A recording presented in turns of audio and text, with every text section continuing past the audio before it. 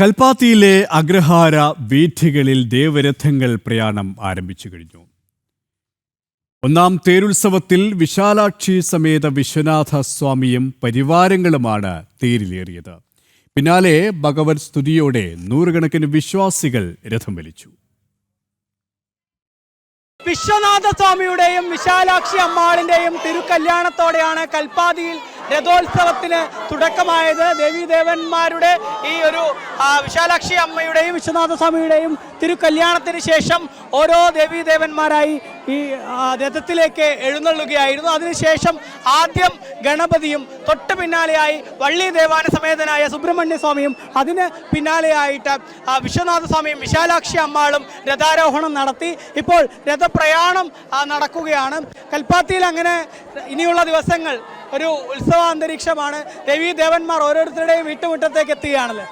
തീർച്ചയായിട്ടും ഇപ്പം നമ്മുടെ അമ്പലത്തിലെ തിരുക്കല്യാണമായിരുന്നു. ഭഗവാനും ഭഗവതിയും കല്യാണം കഴിഞ്ഞിട്ടാണ് നമ്മൾ രഥത്തിൽ ആരോഹണം ചെയ്യുക.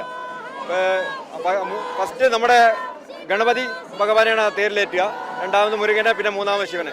ഗണപതിയും മുരുകനും തേര് അവിടെ യഥാസ്ഥാനത്ത് എത്തിക്കഴിഞ്ഞു.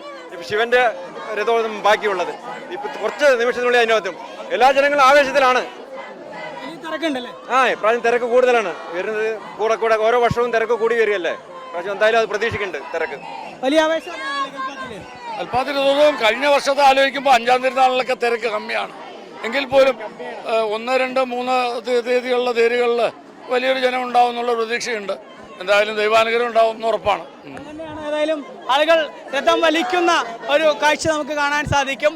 ഈ രഥം വലിക്കുക എന്നുള്ളത് പുണ്യമാണ് എന്നുള്ളതാണ് കൽപ്പാത്തിയിലെ ജനങ്ങളുടെ വിശ്വാസം. അതുകൊണ്ട് തന്നെ മഹാദേവനെ സ്തുതിച്ചുകൊണ്ട് ഓരോരുത്തരും ആ രഥം വലിക്കുന്ന കാഴ്ചയാണ് നമ്മൾ കാണുന്നത്. ഏതായാലും ഓരോ രഥങ്ങളായിട്ട് ഇങ്ങനെ പ്രയാണം നടത്തുകയാണ്. നമുക്ക് ഇവിടെയുള്ള സ്ത്രീജനങ്ങളോട് തന്നെ ചോദിക്കാം, ഈ രഥം വലിക്കുന്നത് വലിയ പുണ്യാണല്ലേ? പിന്നെ സംശയമില്ല, നല്ല പുണ്യമാണ്, കൂടുതൽ പുണ്യമാണ്. എത്രത്തോളം ആവേശമാണ് രഥം വലിക്കുന്നത്? ഏറെ എല്ലാ കൊല്ലം വീട്ടിൽ ഒരു 3 ദിവസമാണ്. ഈ 3 ദിവസം ഞങ്ങൾ എവിടെ ഭൂമിയിലുണ്ടെങ്കിലും ഈ 3 ദിവസത്തേക്ക് ഇവിടെ എത്തും. വലിക്കുന്നതാണ് ഭക്തിയോടെ.